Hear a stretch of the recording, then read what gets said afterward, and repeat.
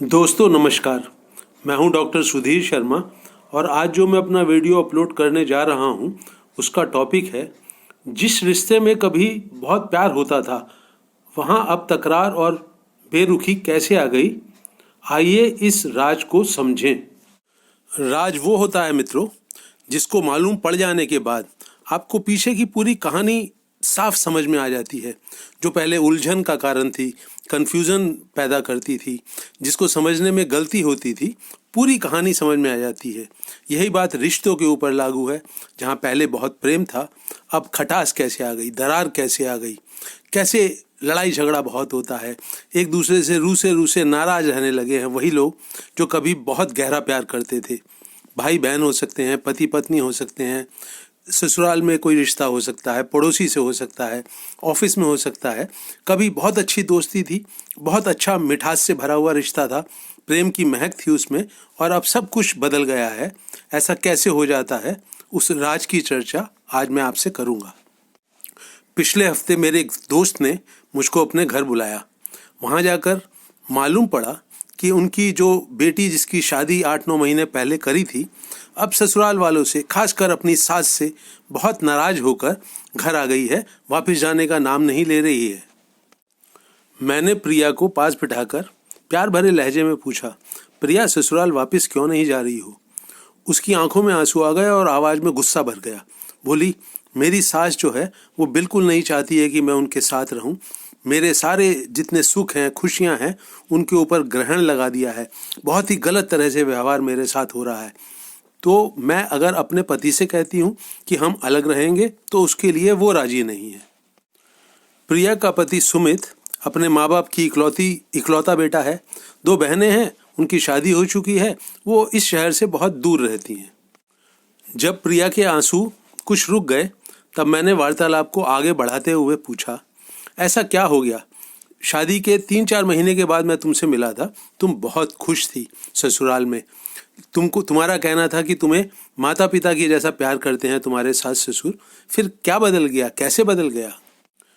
प्रिया ने रुआंसे होकर मुझे बताया, ये सब कुछ बड़ा अचानक हुआ, जैसे कुछ उन्होंने मन ही मन ठान ली है कि मुझे खुश रहने नहीं देंगी घर में।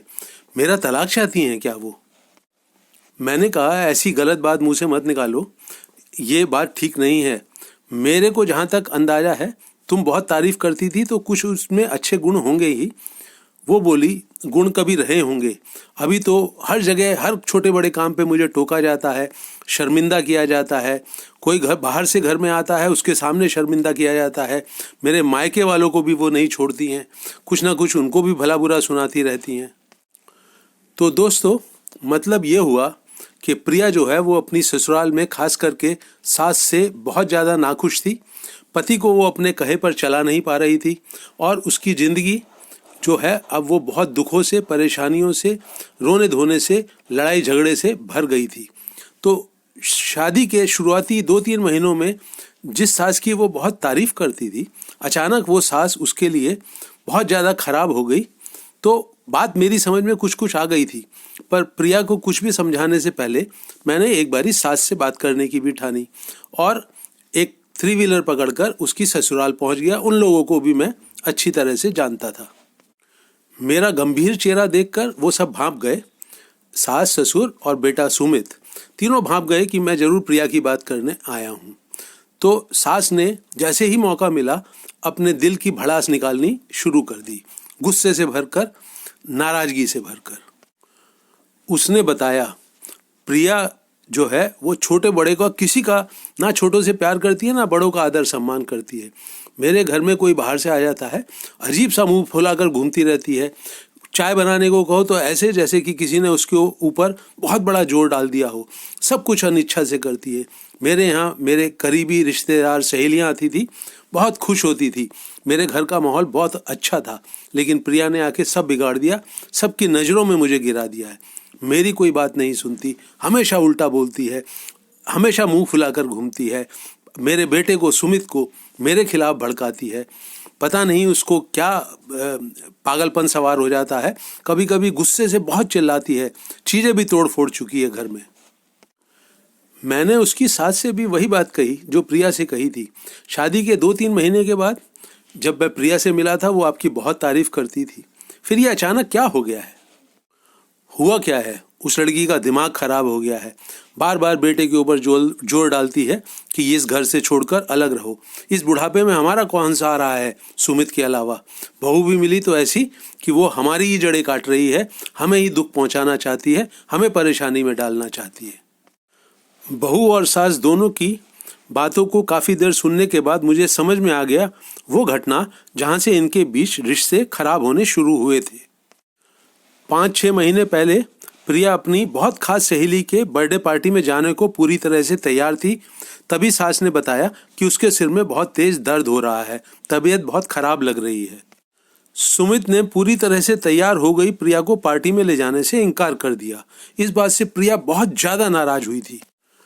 प्रिया ने ऊंची आवाज में अपनी सास पर आरोप लगाया था कि उन्होंने जानबूझकर बीमारी का बहाना किया, सिरदर्द का बहाना किया और मेरा पार्टी में जाना टाला। सास ने उस दिन शाम को उसके ऊपर बहुत तेज गुस्सा किया था और कहा था कि तू मेरे बेटे को मेरे खिलाफ जबरदस्ती भड़का रही है। मैं तेरे से क्यों झूठ बोलूँगी? तुझे हर जगह जाने की आज़ादी मैंने दे रखी है, तो आज ही क्यों रोकती? और अगर मेरी बीमारी में अगर कोई ज़रूरत है घर में रुकने की और पार्टी में नहीं जाना हो रहा है, तो ऐसा कौन सा पहाड़ टूट पड़ा? तू एक दिन के लिए भी पार्टी नहीं छोड़ सकती है हमारी देखभाल के लिए? क्या फ़ायदा हुआ हमें घर में बहू लाने का? उस शाम से उनके जो हंसी खुशी से भरे हुए, प्यार से भरे हुए संबंध थे, वो लगातार बिगड़ते चले गए और अब दोनों एक दूसरे को फूटी आंख नहीं भाते। बहू जो है प्रिया अपने घर में बैठी हुई है, बेटा अलग परेशान है। ससुर जी की आदत है, स्वभाव है, वो कुछ बीच में बोलते नहीं हैं ज़्यादा, पर मन ही मन जरूर दुखी होते होंगे। सास कहती है उसे आना हो तो आए, लेकिन यहाँ पर जो भी कायदा कानून हो उसके हिसाब से रहे। उसकी यहाँ पर गलत बात, सही बात सब ऐसे ही नहीं चलेंगी। तो दोस्तों, एक शाम की एक घटना ने कुछ ऐसा बदलाव ला दिया उनके रिश्ते में कि रिश्ता बिगड़ता चला गया। ऐसा कैसे हुआ, जो मैंने इन दोनों को समझाया वो आपसे शेयर करता हूँ। किसी भी करीबी रिश्ते में, भाई बहन के बीच हो, पति पत्नी के बीच हो, परिवार वालों के बीच में हो, पड़ोसियों से हो, दोस्तों से हो, ऑफिस के किसी सहयोगी के साथ हो, जहाँ प्यार होता है, प्यार की मिठास होती है, एक दूसरे का मान सम्मान होता है, एक दूसरे की परवाह होती है, उसमें अगर खटास आती है तो उसका कोई ना कोई शुरुआती कारण होता है। इसको मेरा कहना है कि एक पक्ष दूसरे पक्ष के खिलाफ जाने अनजाने में कुछ ऐसा कर जाता है, जैसा उस रात प्रिया ने अपनी सास को समझ लिया कि ये जानबूझकर बीमार पड़ी है, जानबूझकर सिर दर्द होने का बहाना कर रही है। तो एक कांटा सा प्रिया की सास के दिल में चुभा प्रिया का व्यवहार देखकर, और प्रिया के दिल में एक कांटा सा चुभा सास को एन टाइम पर सिर दर्द की बात कहते हुए। उसे लगा ये बहाना है, तो दोनों ने एक दूसरे के दिल में एक कांटा सा चुभाया। मित्रों, मेरी बात ध्यान से सुने। दूसरे का चुभाया हुआ कांटा हमको बहुत पीड़ा देता है, लेकिन अगर उसके जवाब में हम दूसरे के पेट में, उसके दिल में अगर चाकू घुसेड़ दें, तो ये कहाँ की समझदारी होगी? कांटे का जवाब चाकू तो नहीं हो सकता। लेकिन प्रिया और उसकी सास ने यही एक दूसरे के साथ किया। अपने अपने कांटे की चुभन को महसूस करते हुए सास ने जो प्रक्रिया दी, वो प्रिया के ऊपर बहुत ज़्यादा नियंत्रण करना शुरू कर दिया। बात बात में उसको शर्मिंदा करने लगी, बहुत खरी खोटी सुनाने लगी। उनको लगा कि ये मेरे बेटे को मेरे खिलाफ भड़का रही है, इसको अगर कंट्रोल में नहीं किया तो सब कुछ बिगड़ जाएगा, घर का माहौल बिगड़ जाएगा, बेटा हाथ से निकल जाएगा। तो जवाब में उस दिन शाम की घटना के बाद जो कांटा सा चुभा था दिल में, उसके जवाब में चक्कू की बहुत ज़्यादा ताकतवर, दर्द देने वाली, दिल दुखाने वाली कई सारे प्रहार सास ने बहू के ऊपर किए, और बहू ने भी कुछ पलटकर ऐसा ही किया। सास सचमुच सिरदर्द की शिकार थी या बहाना था, बात बहुत बड़ी नहीं थी। वो बात के जवाब में प्रिया ने उल्टा बोलना शुरू कर दिया। बात बात में अपना हक, मेरा हक छीना जा रहा है मुझसे, मुझे अपने स्वतंत्रता के साथ जीने नहीं दिया जा रहा है। इस बात को गांठ बांध लिया अपने दिलो दिमाग में और बहुत तीखी प्रतिक्रिया करने लगी। जब बस नहीं चलता था तो रोती थी, मुंह फुलाती थी, अपने पति के साथ क्लेश करती थी। उसने भी जो जवाब दिया वो चाकू की तेज जख्म करने वाली ताकत का इस्तेमाल करते हुए दिया। सास के दिल को दुखाया बहुत ज़्यादा, पति के दिल को दुखाया, घर के माहौल को नष्ट कर दिया हंसी खुशी के, और प्यार का एक्चुअली में दोनों तरफ से प्यार का खून हो गया इस चाकू के इस्तेमाल से, एक कांटे के चुभन के जवाब में। मैंने ये कांटे और चाकू वाली जो बात थी अपनी दोनों के साथ साझा करी, बहुत प्यार से समझाया, बहुत पेशेंस के साथ समझाया, पूरी सहनशीलता दिखाई और बात दोनों के दिलो दिमाग में बिठा दी। और उसी शाम के पहले का जो जीवन था उसको ही शुरू करने के लिए, प्यार को वापस लौटा लाने के लिए उन दोनों को बहुत हौसला बढ़ाया, समझदारी से काम लेने को कहा। बात उनकी समझ में आ गई और फिलहाल जो है वो प्रिया अपने ससुराल वापस लौट गई है और मुझे उम्मीद है कि दोनों समझदारी दिखाते हुए अब आपसी प्यार के रिश्ते को मजबूत करेंगे। मैंने उन्हें ये भी समझाया कि जब अगली दफ़ा कोई ना कोई मौका आएगा जब दूसरे के व्यवहार से, बात से तुमको लगेगा कि ये कांटा चुभ रहा है दिल में, उसको उसी टाइम आपस में बात करके ख़त्म कर लेना। सुलह हो जाना बहुत ज़रूरी है। उसको ऐसा मत प्रभाव दिखाने देना अपने रिश्ते में कि जवाब देकर कुछ ऐसा गलत कि कांटा जो है उसका जो बदला है वो आप चाकू घुसेड़ कर किसी के दिल में लें। किसी के द्वारा चुभाए गए कांटे का बदला आप अपनी प्रतिक्रिया से उसके दिल में चाकू घुसा कर लें, ये बिल्कुल गलत है, नासमझी की बात है।